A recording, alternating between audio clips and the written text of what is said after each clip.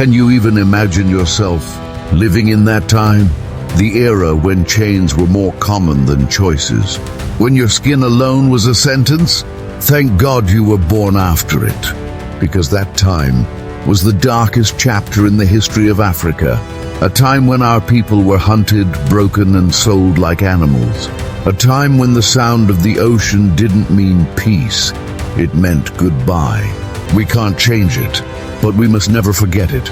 If these walls could speak, they would not whisper, they would scream. Because what stands on the coast of modern-day Ghana is not just a castle. It is a scar carved in stone. This is the story of Elmina, and no matter how far you are from her shores, you carry a piece of her inside you. The sun rises over Cape Coast, painting the sea gold, but casting long shadows over Elmina Castle. White-walled, sharp-edged, sitting like a beast beside the water. To tourists, it may seem quiet, but make no mistake, this place remembers. Let me tell you how it began.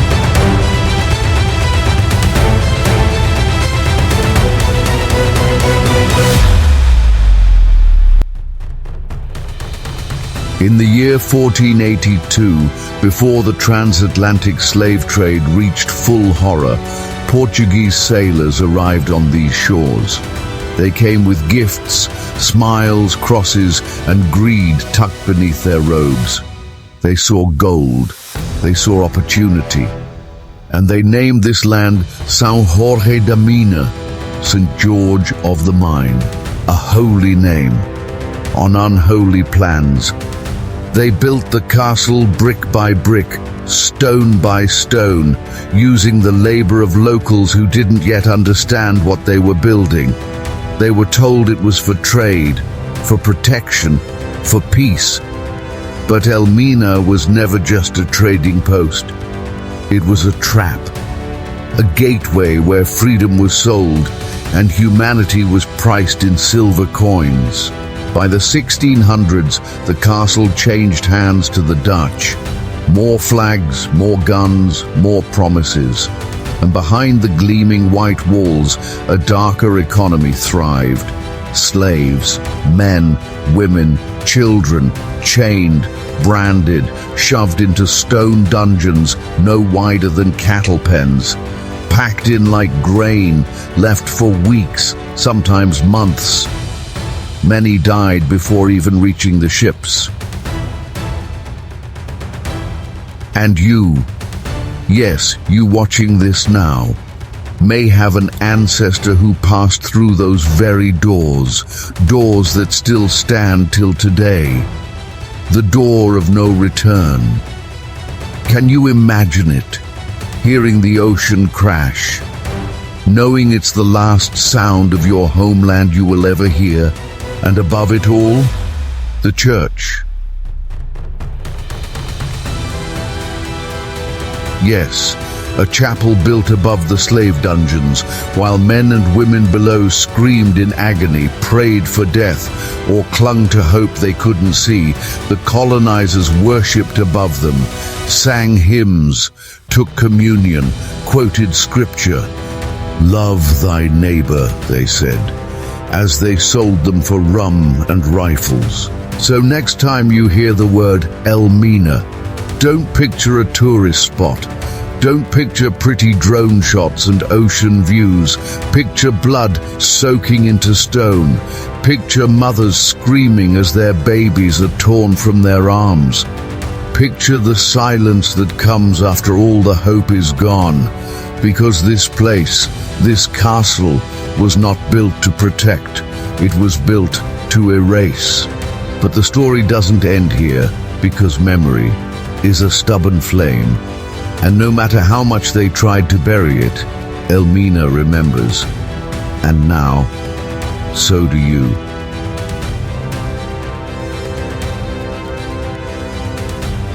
Some doors open into rooms, some doors open into freedom, but this door led millions into darkness. This is the door of no return. Carved into the back wall of Elmina Castle is a narrow opening, just wide enough for a body, just dark enough for fear to settle in your bones. It faced the sea. Beyond it, small boats waited to ferry chained human beings to larger ships anchored in the bay. Floating prisons built for profit. For many Africans, this door was the last piece of their homeland they would ever see. No goodbye, no second chance, just one final breath of African air, then gone. They didn't walk through it. They were pushed, dragged, beaten and broken.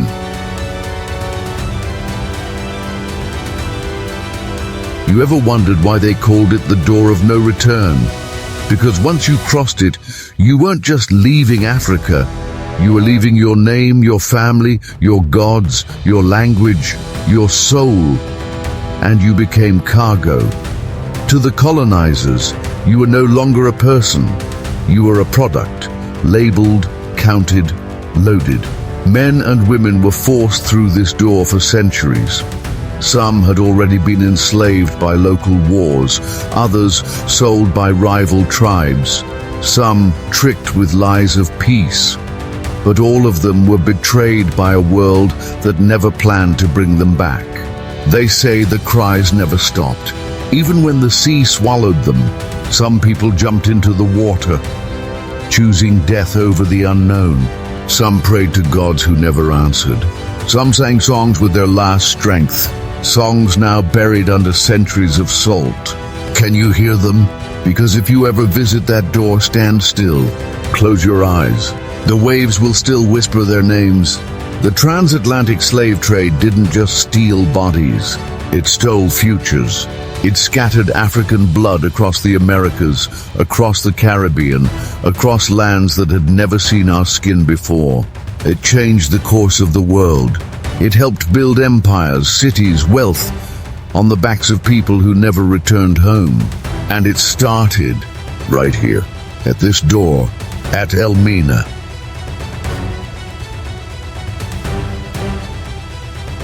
If your skin carries the sun, if your hair coils like the roots of the earth, there's a chance your ancestors walked through that door.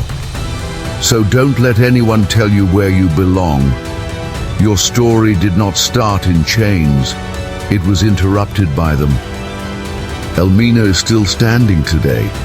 The door is still there, and though time has worn its edges and tourists take photos, the pain still lingers. And the ghosts, they are watching, they are waiting for us to remember. We walk with the memories of those who couldn't, and we speak for those who were silenced. They built a church above the cries, above the rot, above the chains. What kind of faith lives above suffering? What kind of God was being worshipped while women died below? This is the part of Elmina they never want to talk about. Inside the castle, at the center of those white walls, they built a Christian chapel, a holy place. Stone floors, wooden pews, crosses on the wall.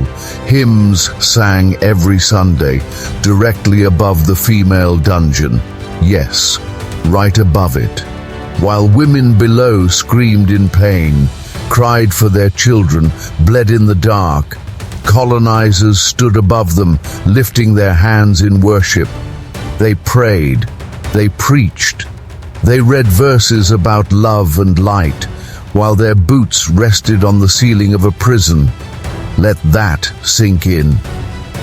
The female dungeon was a place of unbearable torment. Tight, windowless, air thick with filth and fear. Women were chained there, sometimes 150 to 200 at once. No toilets, no water, no hope. Soldiers would come down at night, dragging women from the crowd. They would select, like choosing fruit. Those who resisted were beaten, starved, or thrown out like waste. The commander's balcony overlooked the courtyard. He would stand above, point at a woman, and she would be brought to him. Used, abused, discarded. Some returned to the dungeon broken, others never came back at all. And above it all, the chapel remained silent. You see, the worst horror of Elmina was not just the chains, not just the ships, not even the door of no return. The true horror was the lie that this was civilization, that what they did was God's work, that this was righteous. They baptized people in the same building where they raped and murdered. They held communion above a dungeon of screams, and they wrote history in their own image, leaving out the blood beneath the stone. They told us we were savage, but what kind of savage builds a chapel over a dungeon? Elmina Castle is not just a symbol of slavery. It is a symbol of how power can twist faith, how people can kneel in prayer with blood on their hands, how evil can wear a holy robe.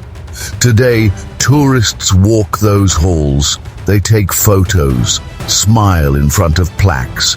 Few stop to imagine the girl who died in that cell, the boy who was born in chains, the mother who never saw the ocean again. But we must remember, because Elmina Castle isn't just in Ghana, it lives in the memory of every African soul scattered across the world. If you ever visit that place, stand in the dungeon, then walk upstairs and ask yourself, what kind of gospel lets this happen? Today, the chains are gone, the screams have faded, but if you listen closely, Elmina Castle still speaks. It speaks not in words, but in silence. A silence so loud, it wraps itself around your chest and squeezes, because this place remembers.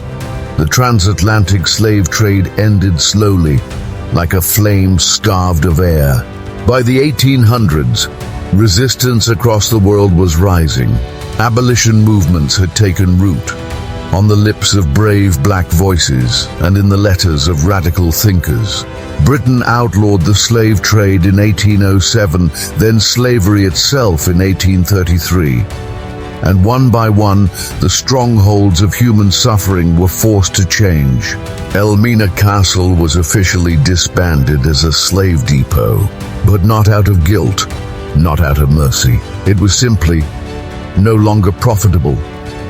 The building remained, but its purpose shifted.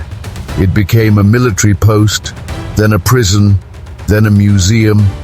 Flags changed from Portuguese to Dutch to British, and finally to Ghana's independence. But the walls never changed. The dungeons are still there. The door of no return still stands, and the ghosts still watching.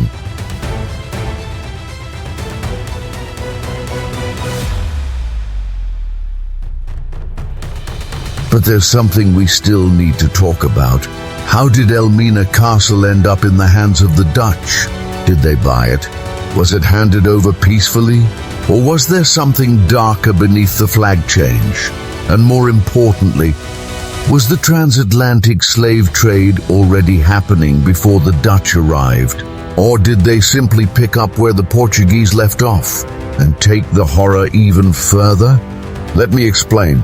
Elmina Castle was originally built by the Portuguese in 1482, then called São Jorge da Mina, was a stronghold of gold, and later of suffering. For over 150 years, they controlled it with an iron grip, ruling the trade routes and using it as a key depot in the transatlantic slave trade. But then came the Dutch-Portuguese War, a global struggle for colonial power. The Dutch West India Company, hungry to dominate trade, began seizing Portuguese territories across Africa and the Americas. In 1637, they turned their eyes to Elmina, and that was how the battle for Elmina started. The Dutch arrived by sea, military ships ready for war. They formed alliances with local African groups, some of whom were already tired of Portuguese rule. After days of bombardment, the Portuguese were weakened, outnumbered, and finally surrendered. The Dutch took the castle. They renamed it, but they didn't change its purpose. The Dutch did not end the slave trade. They inherited the horror and expanded it. They kept the dungeons. They used the door of no return. They trafficked Africans across the Atlantic, just like the Portuguese, only with more ships, more power, and more brutality. From 1637 to the late 1800s, Elmina Castle remained one of the most active slave depots in the world, not under Portugal, but under the Dutch. Tourists visit Elmina now. Some walk through the halls without understanding. Some cry the moment they enter the dungeons. Some can't even speak, because to stand where thousands or even millions suffered, to touch the walls stained by blood and sweat, is to feel the weight of history pressing on your soul. But this is what they won't teach in schools. The trauma didn't stay inside the castle. It followed us, across generations, across continents, across bloodlines. It followed us into poverty, into broken homes, into the erasure of names, languages, and beliefs. And yet, here we are, still standing, still remembering, still rising. You who carries the name your ancestors never got to choose. You whose skin carries the memory of oceans and chains. You are the proof that Elmina failed. You are the legacy they tried to erase. Elmina Castle now serves as a memorial, not to glorify pain, but to honor those who endured it.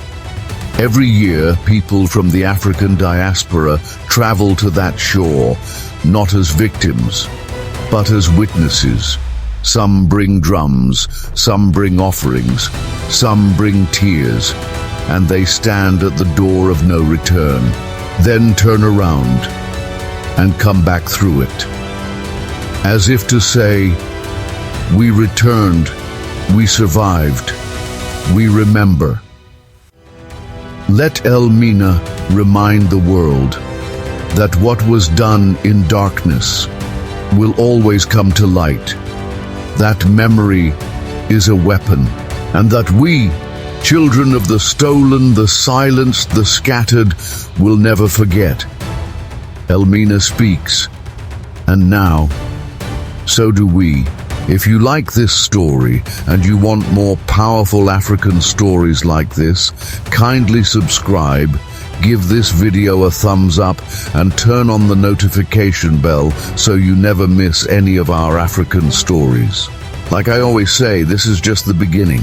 More tales, more legends, more fire, straight from the motherland. See you in the next story.